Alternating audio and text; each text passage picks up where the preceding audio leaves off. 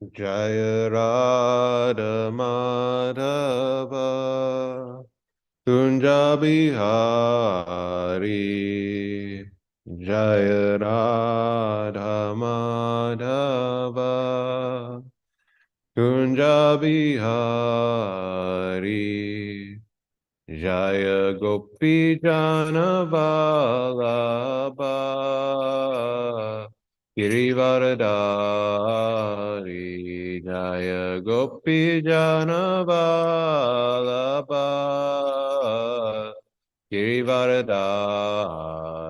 Girivaradari Yashoda Nandana Prajajanarandana Yashoda Nandana Prajajanarandana Yamunatira Vanachari Yamunatira Vanachari Jaya Radha Madhava Kunja Vihari Jaya Radha Madhava Kunja Bihari Jaya Gopi Jana Vallabha Givardhari Jaya Gopi Jana Vallabha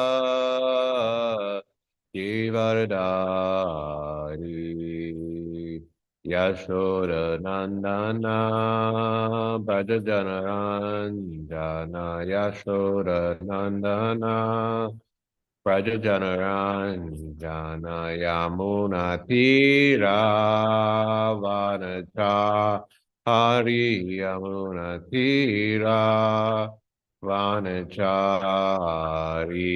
Vanachari Jaya Radha Madhava Kunja Vihari Jaya Radha Madhava Kunja Vihari Jaya Gopi Janavalabha Givaradhari Jaya Gopi Janava Sabha Givaradhari Yashoda Nandana Brajajanaranjana Yashoda Nandana Brajajanaranjana Yamunatira Vanachari Yamunatira Vanachari Jaya Radha Madhava Kunja Vihari Jaya Radha Madhava Kunja Vihari Jaya Gopi Janavalabha Girivaradari Jaya Gopi Janavalabha Girivaradari Yashoda Nandana Brajajanaranjana Yashoda Nandana Brajajanaranjana Yamuna Tira Vanachari Yamuna Tira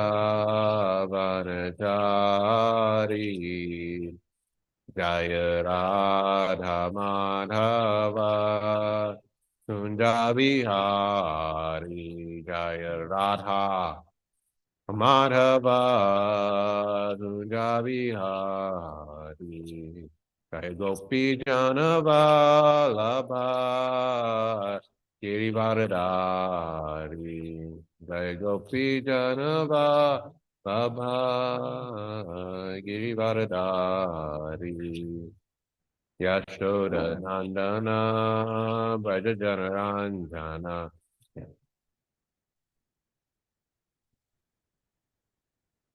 Yamunatira Vanachari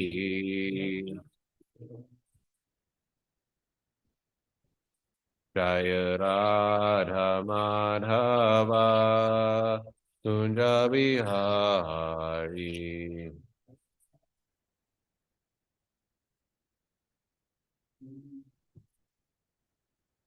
Jaya Gopi Jana Vallabha Girivardhari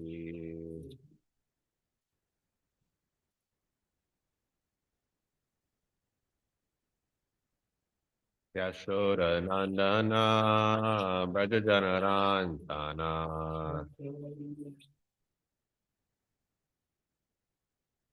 Yamunatira Vanachari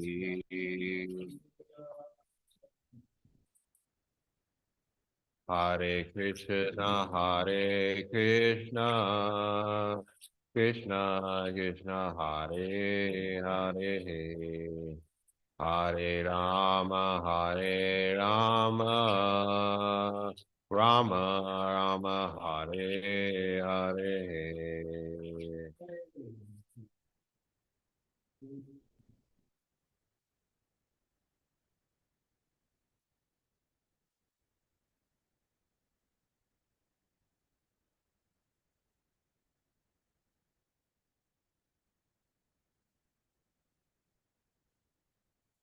Hare Krishna, Krishna Krishna, Hare Hare, Hare Rama,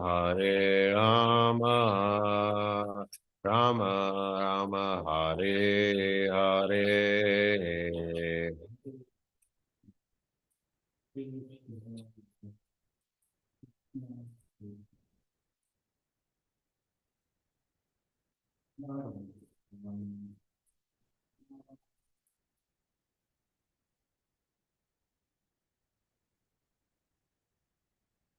Hare Krishna, Krishna Krishna, Hare Hare, Hare Rama, Rama Rama, Hare Hare.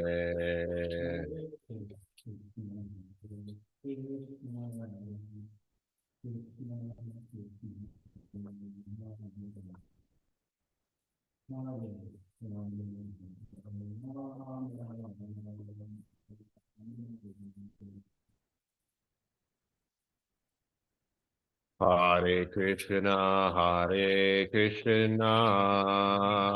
Krishna Krishna, Hare Hare, Hare Rama, Rama Rama, Hare Hare.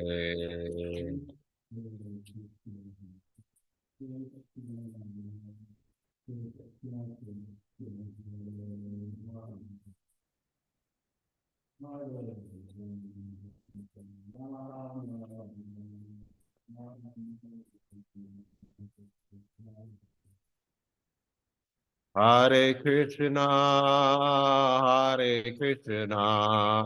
Krishna Krishna, Hare Hare, Hare Hare Rama, Rama Rama, Hare Hare.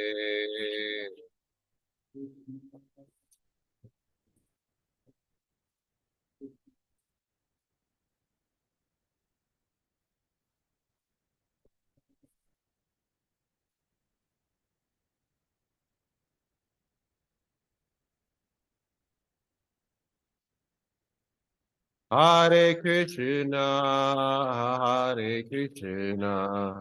Krishna Krishna, Hare Hare, Hare Rama, Hare Rama, Rama Rama, Hare Hare.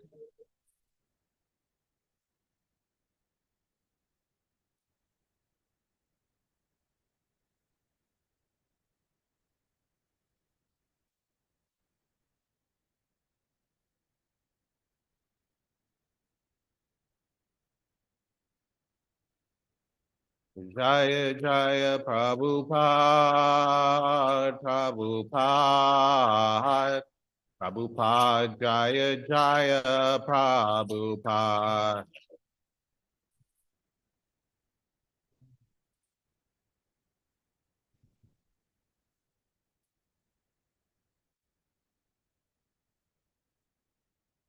Vishnupada Prahamsa Purvadakacharya Shota Sata Sri Srimad, His Divine Grace A.C. Bhaktivedanta Swami Maharaj Prabhupada Ki, ISKCON Founder Acharya Srila Prabhupada Ki, Vishnupada Prahamsa Purvadakacharya Shota Sata Sri Srimad, Bhakti Siddhanta Saraswati Goswami Maharaj Prabhupada Ki, Grantha Raj Srimad Bhagavatam Ki, Nitai Gaur Nande.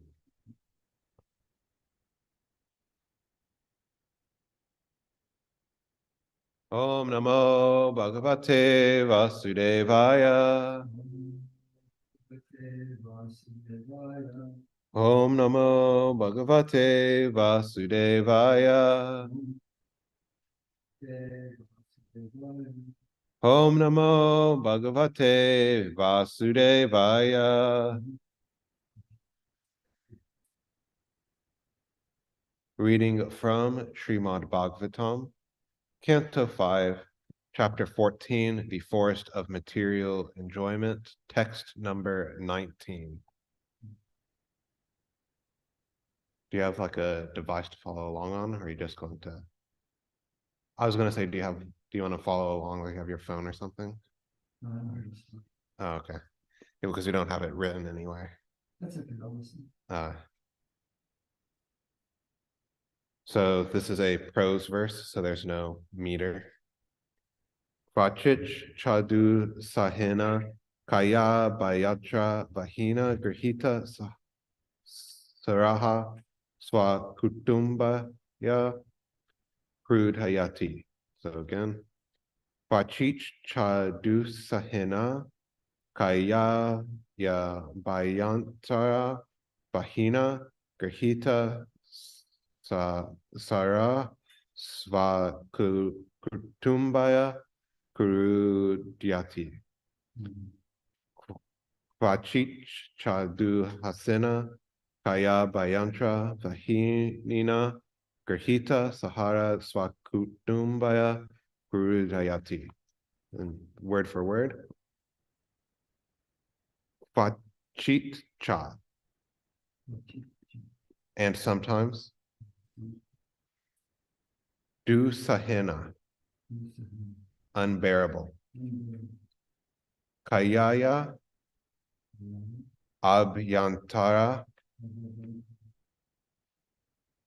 vahinina. Because of the fire of hunger and thirst within the body. Grihita Sara, whose patience is exhausted. Svakutumbaya, onto his own family members. Krudhayati, he becomes angry. Translation and purport by His Divine Grace A.C. Bhaktivedanta Swami Prabhupada, Srila Prabhupada Ki Jai. Sometimes, due to bodily hunger and thirst, the conditioned soul becomes so disturbed that he loses his patience and becomes angry with his own beloved sons, daughters, and wife. Thus, being unkind to them, he suffers all the more. Purport. Srila Vidyapati Thakur has sung Tatala Sakate Vari Bindu Sama Sutta Mita Ramani Samaje. The happiness of family life is compared to a drop of water in the desert. No one can be happy in family life. According to Vedic civilization, one cannot give up the responsibilities of family life. But today, everyone is giving up family life by divorce. This is due to the miserable condition experienced in the family. Sometimes, due to misery, one becomes very hardened towards his affectionate sons, daughters, and wife. This is but part of the blazing fire of the forest of material life. Om Aginataramandasya Gyananjana Shalakaya Chakshunwe Tamyana Tasmai Shri Guru Namaha. Jai Shri Krishna Chaitanya Prabhu Nityananda Shri Advaita Gadadhara Srivasadi Gaur Bhaktivinoda Hare Krishna Krishna Krishna Hare Hare Hare Rama Rama Rama. So, welcome to Bhagavatam class. We are reading, or continuing to read, how the material world is compared to a forest of enjoyment, and various instructions in the form of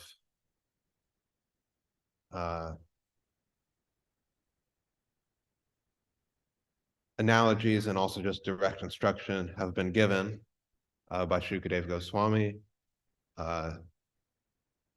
to describe how the material world is a place where we come to try to enjoy, but actually there is misery. So if one thinks of the forest, one might attempt to go into the forest to enjoy somehow or other, but as described, or as one might have the experience of, there's so many dangerous conditions in the forest. Of course, there's all sorts of creatures in the forest which might attack one and injure or kill one. We are very fortunate here that there are not so many predator species in our forest around the farm, mostly just deer. Although sometimes you do see, very rarely, you do see some dangerous animals. And if one encounters one in the forest, what is one able to do? Likewise, one might suffer from the weather, heat, cold. If one does not have shelter, one is totally at the mercy of the elements. And as described in this verse, sometimes one can suffer from, or as alluded to in this verse, one can suffer from bodily hunger and thirst, because there might not be so many eatables or fresh water in the desert, or not in the desert, in the forest rather. And it is described that due to this bodily hunger and thirst, whether one is in the forest or anywhere else, the conditioned soul becomes angry. So we are affected by the bodily conditions. That's what it means to be conditioned, that our manifestations of our consciousness depend on the various ins and outs or the activities of the material energy, including this material body. And that becoming so disturbed, we become angry with the people around us. Given in the verse is our beloved sons, daughters, and wives.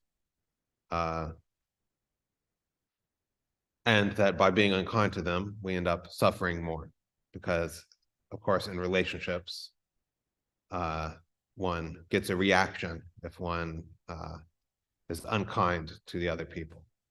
And Prabhupada in the purport makes the point that happiness of family life is compared to a drop of water in the desert. Of course, this analogy is used many times in various situations where, of course, the happiness of a drop of water in the desert is nothing. right, or practically nothing. You can't say that it's not water, because it is water, but of course, it is not sufficient to sustain one. And Prabhupada even says that no one can be happy in family life. So this might be as a bit confusing or a seeming contradiction, maybe, because of course, in Krishna consciousness and in the Vedic civilization, we do have the Grihastha ashram. So there is scope for a family life. And of course, this is approved and in some places even celebrated by Guru and Krishna. So Krishna, of course, made the Varnashram system. It is his social system, and that includes the Grihastha ashram, family life, and of course, sometimes the guru might suggest or induce his disciple to take up Krishna conscious family life. So what does, and of course, Guru and Krishna are the greatest well-wishers of the living entity. So how can it be said that there can be no happiness in family life if our greatest well-wishers allow or sometimes even encourage us to take on that role? And my understanding, at least, is that the happiness that is being felt is due to connection with Krishna. So the Grihastha ashram is different from the Grihamedi lifestyle because the Grihastha ashram is an ashram, meaning that it gives us shelter. And specifically, it has or should have Krishna in the center. So the factor that induces happiness is not family life in and of itself, but the connection with the Supreme Personality of Godhead. And of course, this applies to all endeavors. Every sort of happiness in the material world is like a drop of water in the desert. It is insignificant. It is only when we connect our various endeavors with Krishna that we are actually able to get the actual higher taste and to feel actual happiness. So why is Prabhupada making the point of family life specifically? And from my understanding, it is because family life is one of the factors that we think will bring us happiness. Because sometimes it pays or it is more forceful or more thought-provoking to be specific with something rather than general. For example, I could say, everybody who works in this, or everybody who is enamored with this material civilization is a fool. One could say, some people might say, okay, yes, we understand that modern society is so distressing, and it has been for hundreds of years. Okay. And people might superficially accept, but it's more shocking if I say Albert Einstein is a fool, because he is considered to be very knowledgeable. So if you say that, people might be shocked, and they say, well, how can you say that he is a fool? And then you say, all of this material endeavor is nonsense. And then they are more inclined to listen because of the specific statement that goes against their preconceptions. And Prabhupada is using a similar rhetorical device because, of course, he has said elsewhere that the happiness of the material world in general is compared to the drop of water in the desert. And here he is saying specifically something that we think is a factor for inducing happiness as compared to a drop of water, namely the happiness of family life. Because by connection with members of the opposite sex, one can become bewildered, especially if one does not have the higher knowledge of Krishna consciousness. One can become so attached and so confused about what the proper actions are that one doesn't know what to do or how to live one's life, or even one might change one's own perceptions of things to match the situation. And Maya covers us over in this way, because even if one has a strong desire not to be attached in that way, if the opportunity arises, if one does not have transcendental knowledge, one will become induced to be attached in family life. I know of example that I thought of. So my father, so after my mother and him divorced when I was a kid, he wanted to never be married again. He was very adamant. I'm never going to get married again. It's just too much trouble, this whole connection of marriage.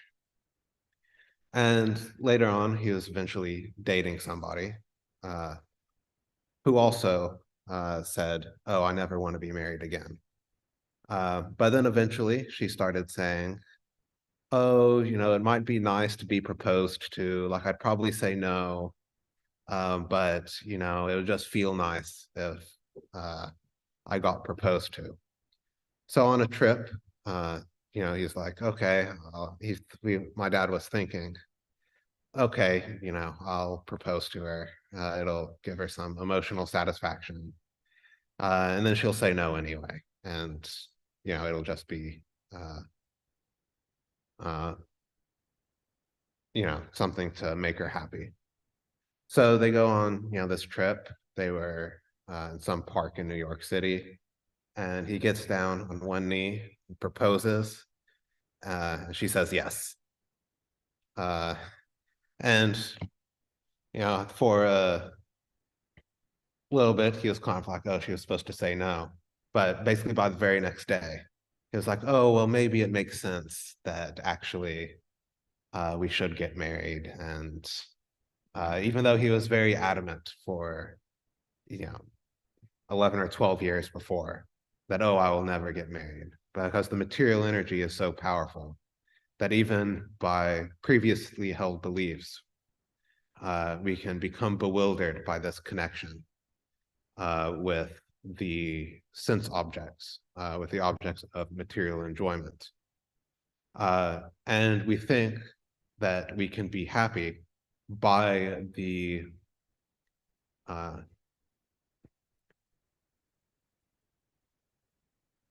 manipulation of these material energies. And if we are told in Bhagavatam and in other places that this is not the case, that the material energy can never give us happiness. Only the spiritual energy can give us actual happiness. But what are we to do if we do not have full realization of the transcendental position? Like if we're not situated in that way, what are we to do if we are not Paramahamsas? And the answer is given in the Vedic civilization, which is sometimes called the Daivivan ashram system, where according to one's own nature and status in life, or what stage they are in life, one engages in material endeavor according to one's own conditioned nature, but has Krishna in the center. And this is the Vedic civilization. So one is allowed connection in family life, and one can even have some happiness in that family life within connection with Krishna, if one has Krishna in the center. And one has to take the proper responsibility in that family life. It is not that one only gets the enjoyment part of it. There's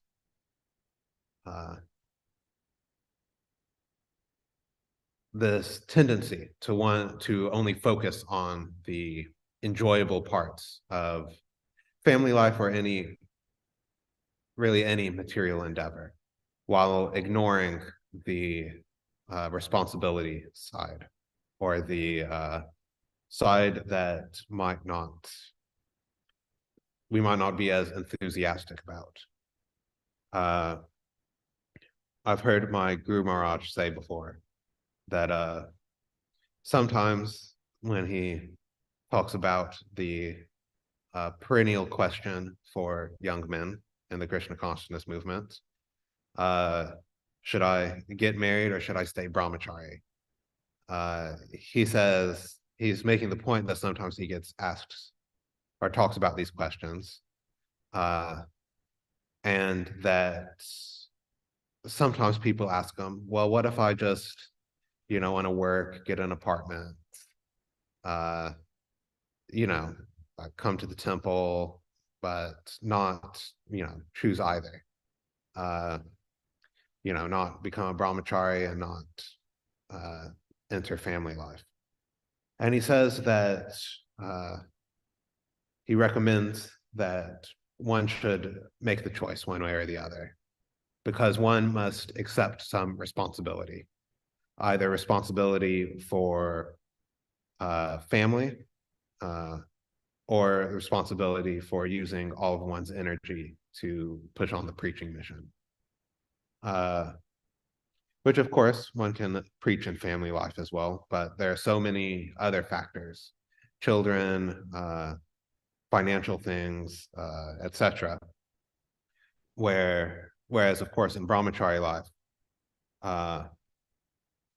one has all of one's energies focused on the preaching mission. And of course, in modern society today, there's not so much this viewpoint of responsibility. The main focus of entering into family life is, does it make you happy? One's own personal enjoyment is supreme. And of course, the point, as Prabhupada makes in the purport, that today everyone is giving up family life by divorce.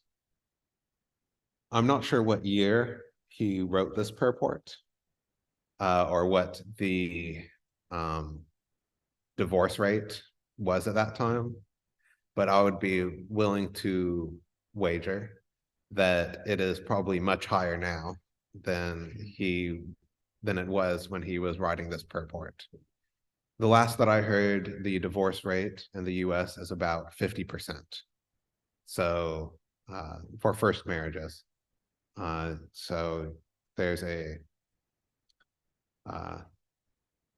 basically a coin toss, statistically speaking, whether a marriage is going to work out or not. And of course, for second marriages, third marriages, fourth marriages, the divorce numbers get even higher.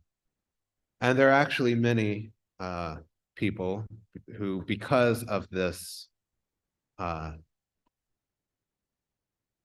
view of family life that is focused on one's own sense gratification instead of the responsibilities that are just foregoing the trouble of getting married at all. I know that many young men today say that it just doesn't make sense for a young man to get married because they see there are so many divorces going on, and there's no, and that when the divorces do happen, generally speaking, the man has to give up so many of his material resources. The wife or ex-wife gets, half of all of his stuff. In most cases, an overwhelming majority, he has to pay alimony to the ex-wife. And so many men today are saying, well, I can get the enjoyment without having to be married because there's no social stigma over doing that anymore, over connecting intimately with a woman outside of marriage. So they say, why should I take on the responsibility and the trouble when it's such a losing proposition? So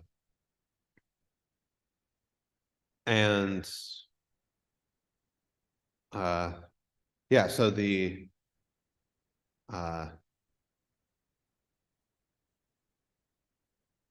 viewpoint is towards the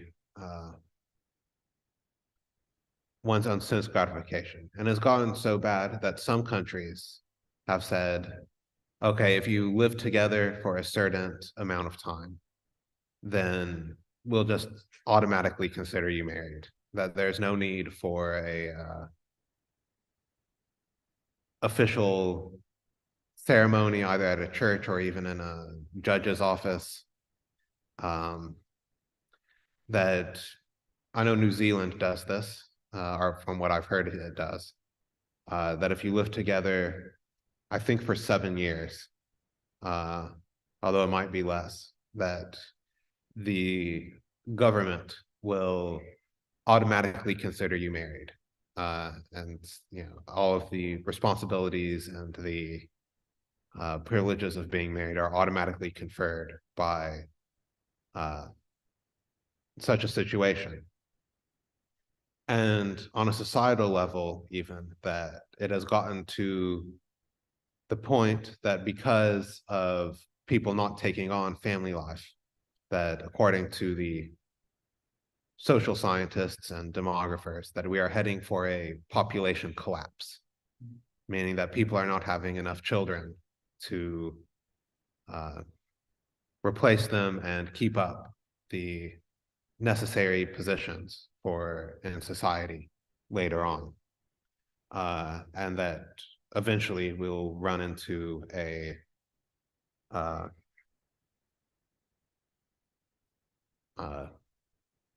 just a situation where we won't have enough people to maintain the standard of living that we have. I've heard that actually, in order to counteract this, like, it's gotten to such a point in many places in the world, mainly like the US, Europe, where that some countries are coming up with policies to induce people to have more children. I heard that in Hungary, that they passed a law that says if you have 4 or more children, you are free from having to pay taxes. So you don't have to pay any taxes if you have 4 or more children, because they were seeing, oh, there's such an issue that we won't have enough people, because nobody wants to take on the responsibility of family life, so they have to be induced.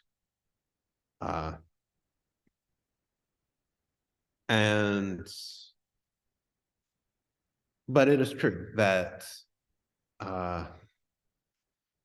these responsibilities do come with a component that is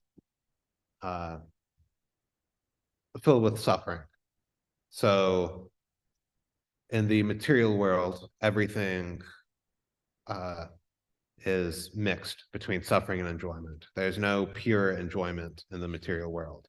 So there's always miserable conditions that are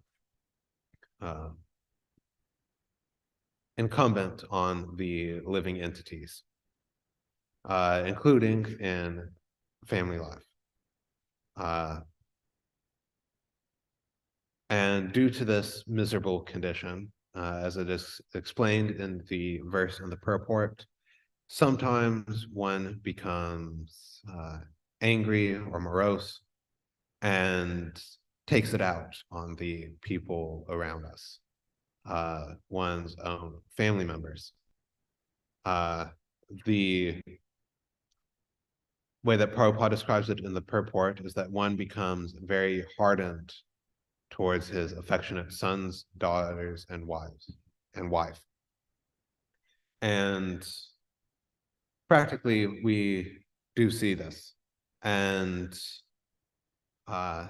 it is actually one specific example of a much wider phenomenon, where due to our experience of misery, our hearts become very hardened. And in doing this, we want to give up this miserable condition of life. And that is actually the starting potential, at least, for spiritual life. You know, you hear in the Bhagavad Gita that one of the ways that people are induced to approach spiritual life is by suffering, because they are just in a miserable condition. So they think, let me get some relief from approaching this spiritual process. And then, of course, the question is, what spiritual process do they take up? Of course, if they are fortunate enough to meet a devotee, perhaps a book distributor or some other way, then they might gain transcendental knowledge of the personality of Godhead, Lord Krishna. But there is also the possibility that they might become bewildered by impersonalism, because one might see that, oh, all of my miseries are caused by people. So sometimes one can come to the conclusion that, oh, well, if all of my miseries are caused by people, then the way to get out of misery is to not have any people, which is, of course, impersonalism. And impersonalism is actually everywhere today. If you listen to the second of Prabhupada's pranam mantras, it says he came to fight or to save the Western world from voidism and impersonalism. And in pretty much every facet of life, we are induced to this impersonalist philosophy. All of our sciences these days which forms really in many ways, the philosophical worldview, at least as it comes to our metaphysics, and specifically our ontology and our epistemology, is totally impersonal. If you go to any scientific department at a university and say, actually, the cause of everything is a person. Specifically, it's a blue cowherd boy. They'll say, if you go to a scientific seminar, symposium, and say this, they'll say, the theology or like Indian religions department is over that way, where the chemistry department, the physics department, whatever, where because the whole edifice of modern science is impersonalism, where all of the explanations that are accepted widely are not just impersonal, they must be mathematical. So for those of you who don't know, I studied physics. And basically, if you don't have a mathematical formulation of some theory or phenomenon, it's not considered that you really understand it. But of course, how can one encapsulate a person in mathematics? So even by the kind of way that the culture or the field is studied, it is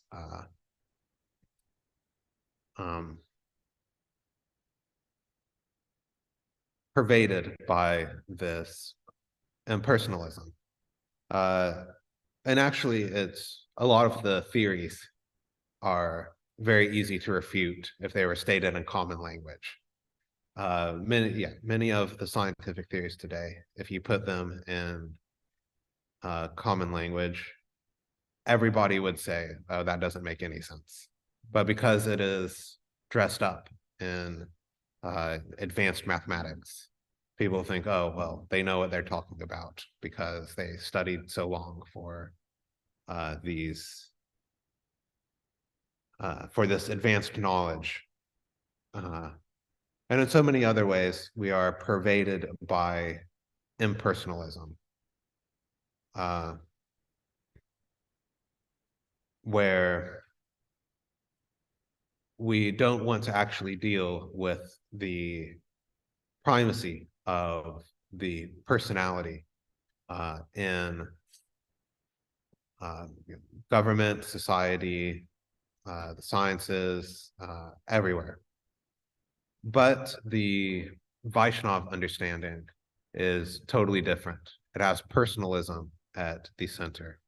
The main focus of the Vaishnava philosophy is the supreme personality of Godhead, Sri Krishna, and relationships with this supreme person. We can actually see this in all of Krishna's Leelas, and also specifically in Govardhan Leela. So of course, today is Govardhan Puja, the actual date. We celebrated mainly yesterday, but actually one sees Krishna's personal reciprocation with his devotees by this Govardhan Leela.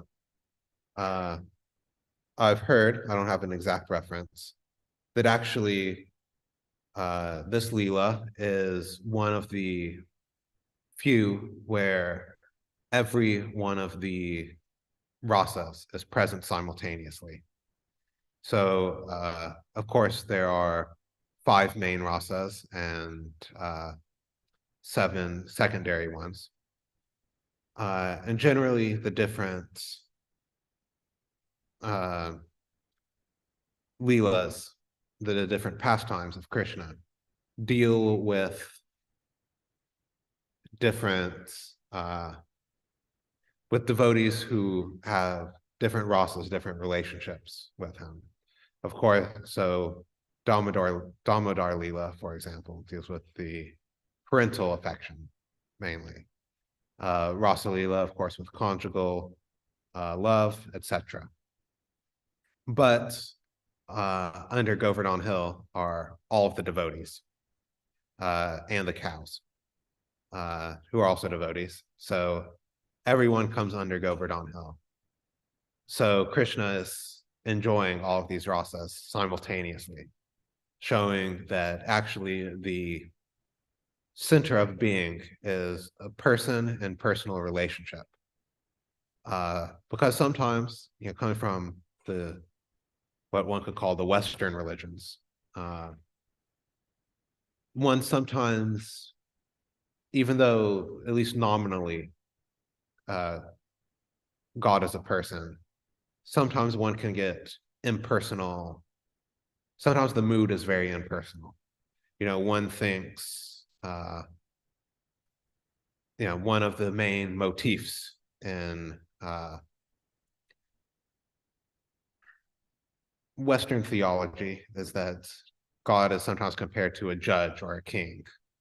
And of course, we can recognize, yes, the judge is a person or the king is a person, but one doesn't have really a personal relationship with them. So one time I was called for jury duty, and I went to the courthouse. I didn't end up serving, but I got to almost to voir dire when the lawyers question you about your, I guess, biases or whatever. And I saw the judge up on the bench, and you could recognize that like the judge is a person, but there's no personal relationship because it was pervaded by the post. Likewise with the king or the chief executive. I can recognize that Joe Biden is a person, but I don't have any relationship with him. While the Vaishnava conception of God is that every single person has a personal relationship with the supreme personality of Godhead. And that is actually the way to have this actual happiness that is absent in the material world. That is to actually develop one's relationship with the supreme person. And then whatever way one is situated in the material world, whether one has decided to enter family life with all of its responsibilities, stay brahmachari with all of its responsibilities, or even later in life to become a vanaprastha sannyasi. If one has this personal connection with Krishna, then one is actually able to feel actual happiness that is not tainted by misery. And to get this personal relationship, one should follow the instructions of one's spiritual master. The last line of this purport is that all of these miseries are but part of the blazing fire of the forest of material life. But of course, we know from our standard prayers that the spiritual master extinguishes the fire of the blazing fire of material life by his mercy, by inducing us to serve Krishna and actually giving us instruction. And by following him, we can actually become pure devotees.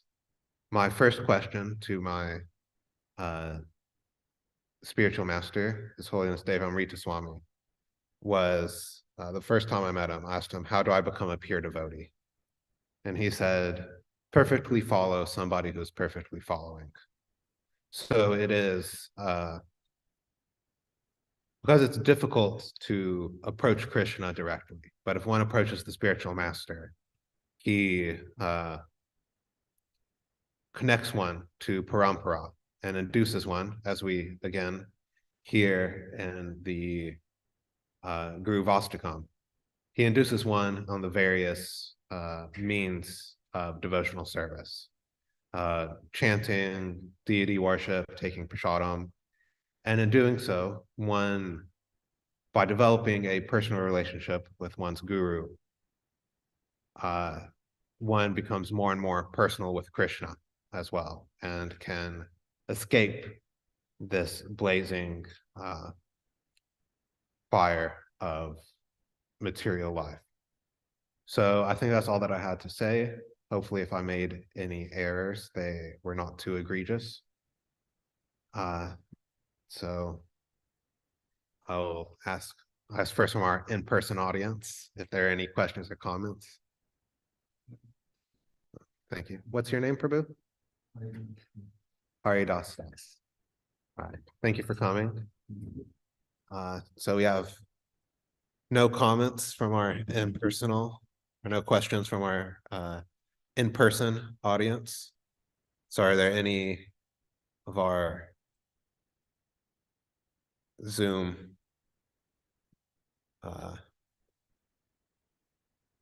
audience that have questions, comments? We have until 8:15 because the program is a bit delayed from our usual because of Govardhan Puja. Hare Krishna. Hare Krishna Maharaj. Thank you for very nice discussion on the verse. I think you covered nicely all of the points in the purport, and I must say I was quite intrigued by the story of your father's remarriage. Yes.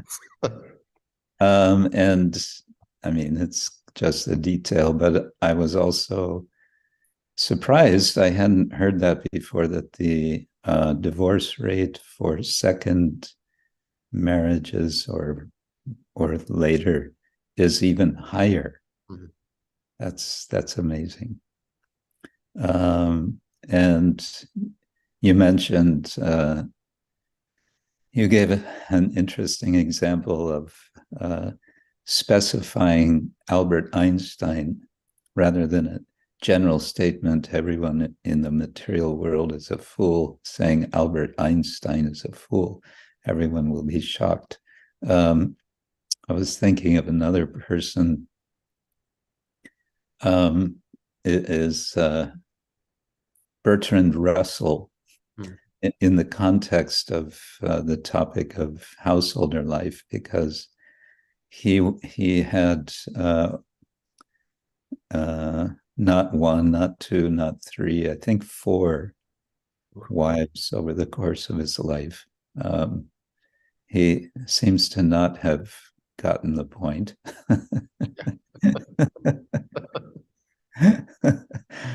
So, he's highly celebrated for his philosophical acumen.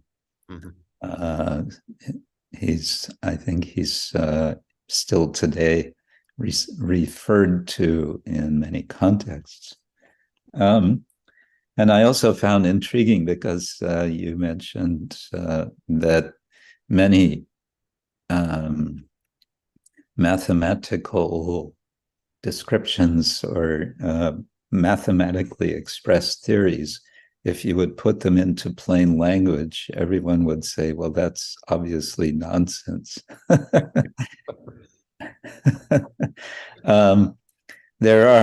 I've been reading a little bit about scientific theory, and according to what is it called? This online encyclopedia of philosophy, Plato, Stanford.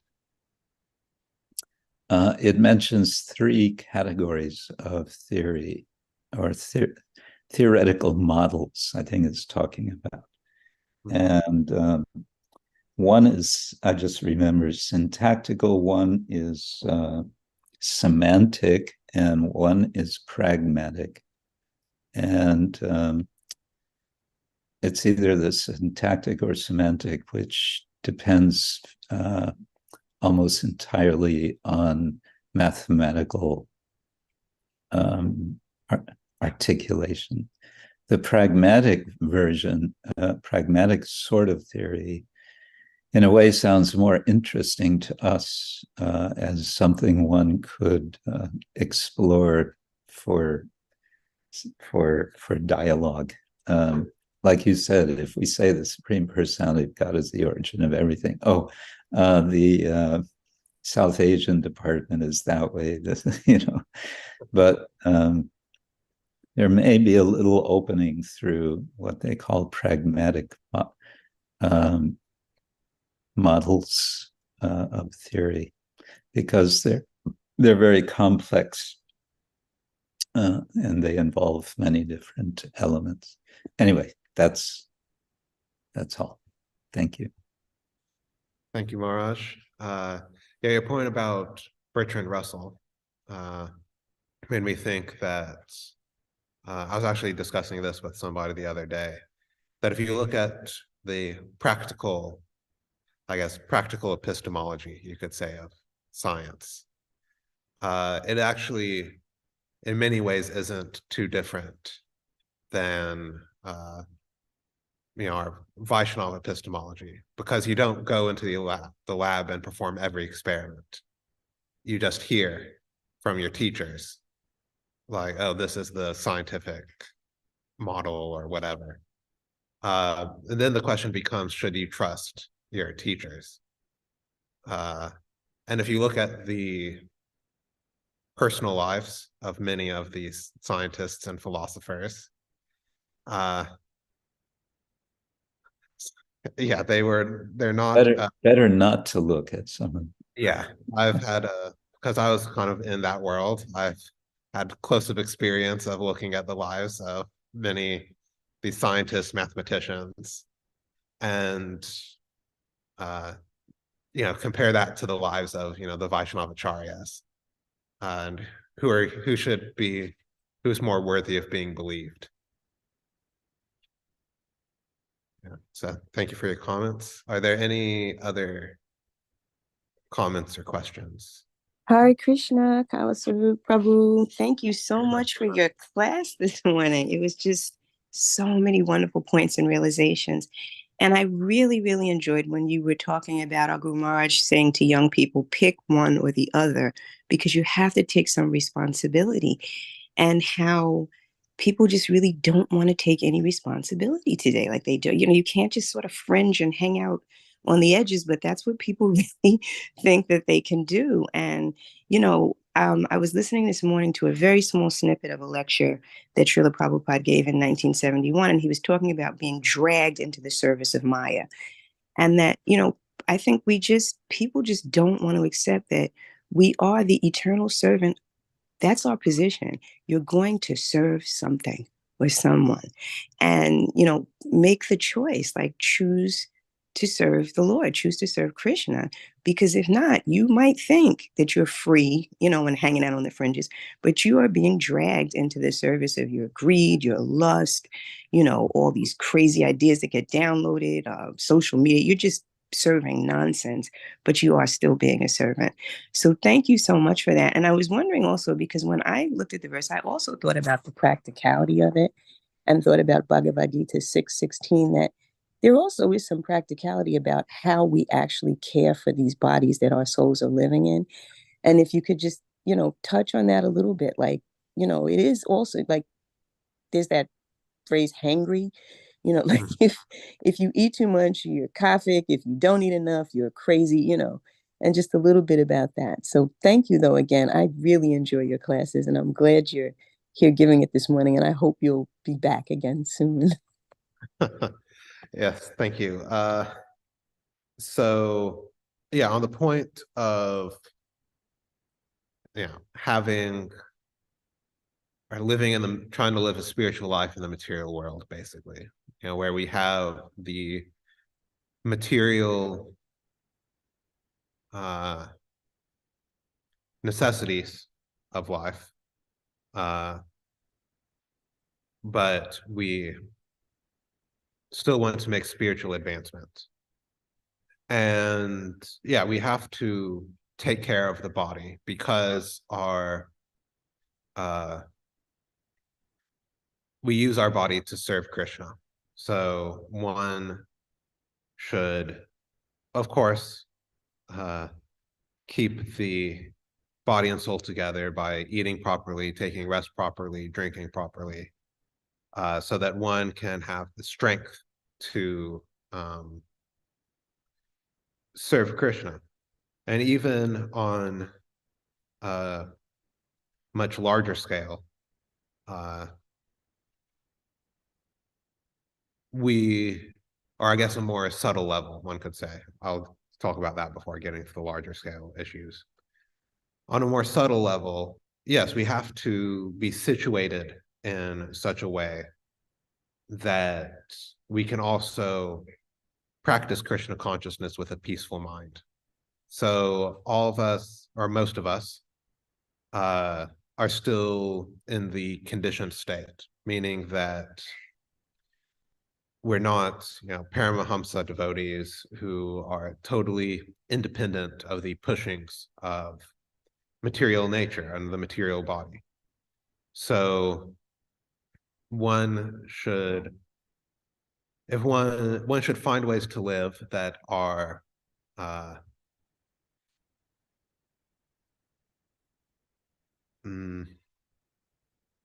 in line with one's own psychophysical nature.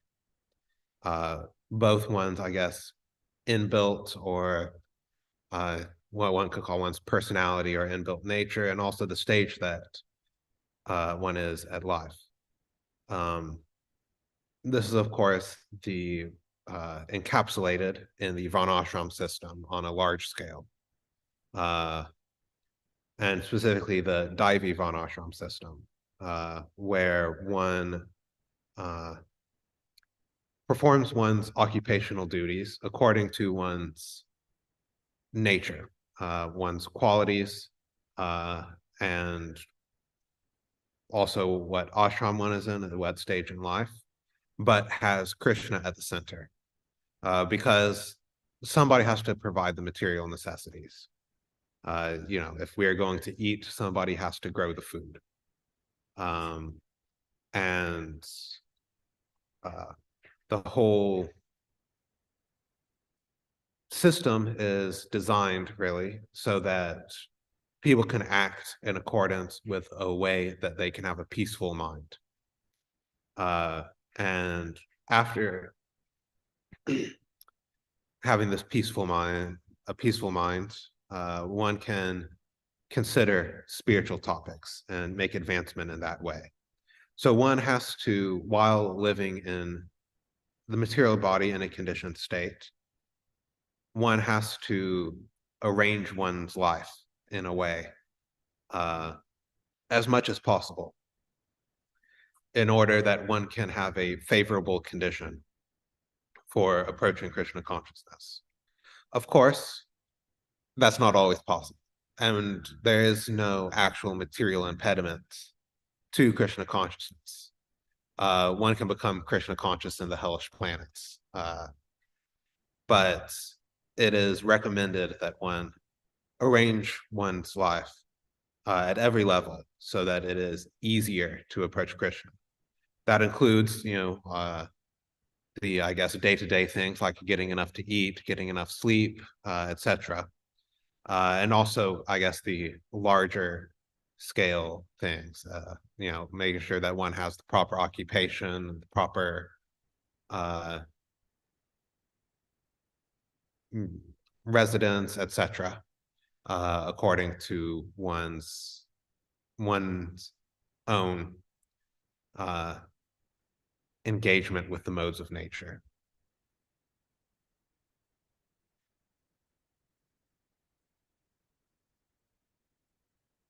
All right, we have about 5 more minutes. Are there any other questions, comments, additions, subtractions, Hare multiplication? Krishna Prabhu, I'd Hare like to thank you for a really nice class. I was very impressed, and you stimulated a tsunami of Krishna Katha for me, but there isn't really time to explore all the facets. But really nice class. Yeah, this with regards to the issue of divorce, it's worth considering that divorce is only part of the picture. There are also a great many separations. And I remember years back, the divorce rate was at 51, and then it went to 52%. It has come down because men particularly are now declining to marry. They're just looking at the whole picture and thinking this is just not worth it. Srila Prabhupada gave the example of there's actually a Bengali saying, why buy a cow when milk is cheaply available in the market? So because of the current moral condition of relative decay, sex life is readily available without having to accept the responsibility. And as we were just discussing, people are disinclined to accept responsibility, both men and women. People are thinking if you must, it's better to rent than to buy, because the maintenance cost is exorbitantly high. So divorce rate is very high, and the rate of simply separation is also quite high. Regrettably, the rates are not particularly good for the devotees either. We have problems, in our own society that men and women are dissatisfied in household life, and it because it's difficult. It's very, very difficult. There are tremendous responsibilities. It's a lot of work, a lot of stress and anxiety trying to meet those responsibilities. And there's not much reward. There's this drop in the desert, and especially for devotees, because they're not engaging in sex life. They don't even have that reward as the non-devotees do. Their sex life is very greatly limited. So what do they have? It's you do it as a matter of duty. You do it as an act of devotional service, service to Guru and Krishna, and if you can't, if you haven't cultivated a taste for the reward that comes by way of devotional service, then you don't have much. Not much of a material taste, but a lot of downside, a lot of stress and anxiety. I had lots of other comments, but we are out of time. Everyone's looking for Krishna. We're looking for love in all the wrong places, right? This is what is being discussed here by Vidyapati. Srila Prabhupada quotes this all over. Water in the desert. People are chasing after what is essentially a mirage, a reflection, a dim reflection of the reality. And the reality is Krishna. Srila Bhaktivinoda says, Krishnara samsarakara chati anachar. That if you enter into the society, friendship, and love of Krishna, that is the perfection of life.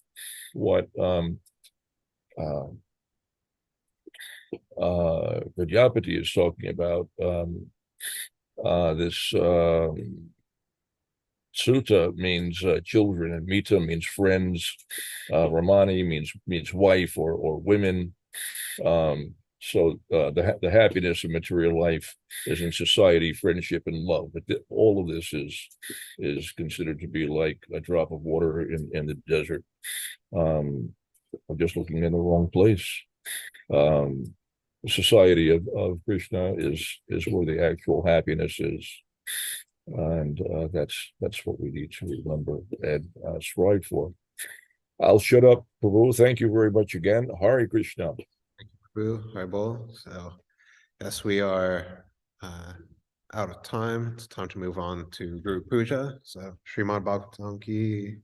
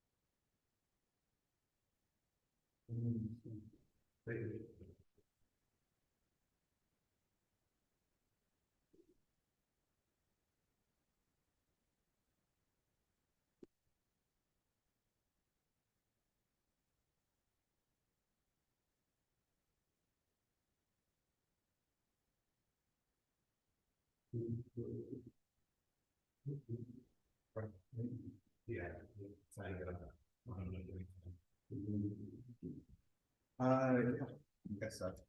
Unless anybody in the Pujari room right now needs to do it.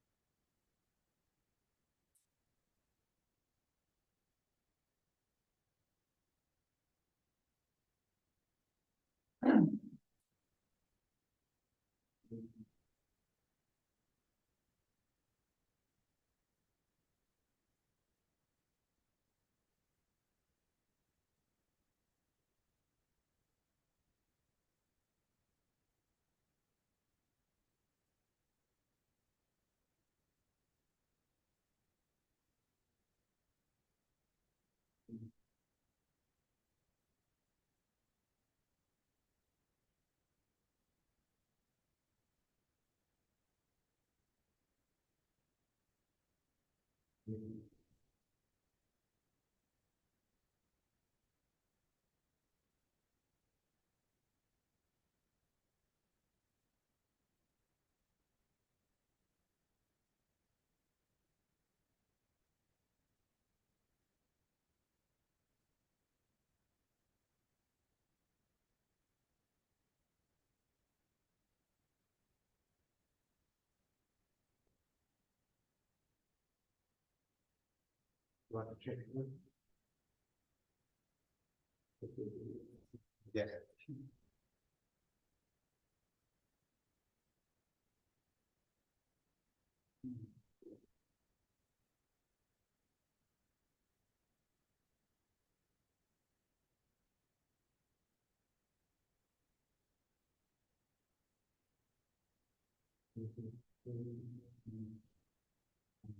So it's Guru Puja, and then by the time we're done, yeah. Yeah.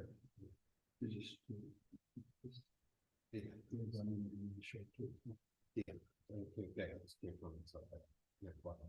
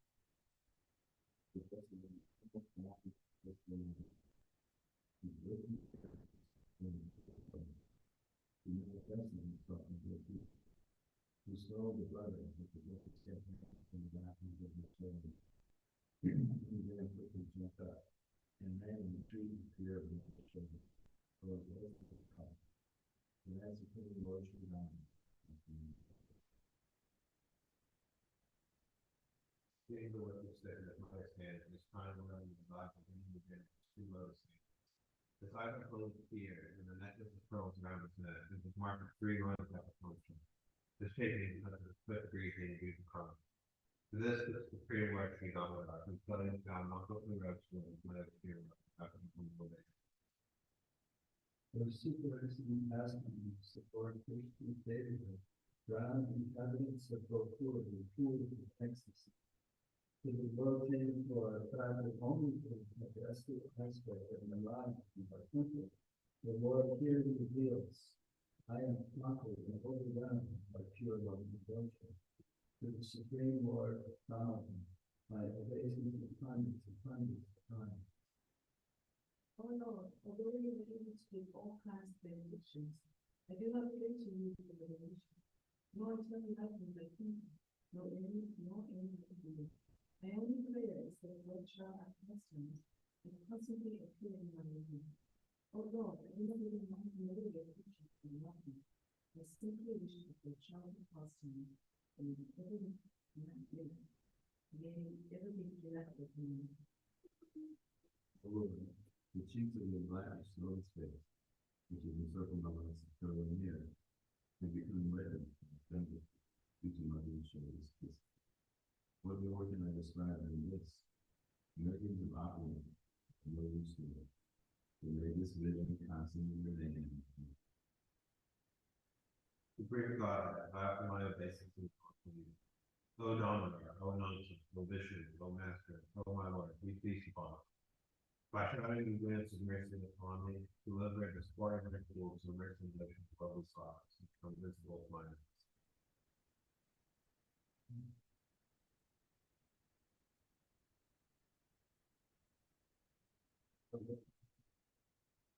Everyone will show it down to the right, to the road. Then free the son of the there among trees, and powerful there, who were cursed to stand in his trees, and he gave them a chance to become devoted. Please bless me in this stead, have no desire to liberation into your world. Oh, the entire universe was created by love and love. He was born from an earthly, which was found with the abode of loving children. The good folk that offer my humble businesses. Therefore my business is to your mercy. Beloved Srimad Bhagavatam and to your kindness.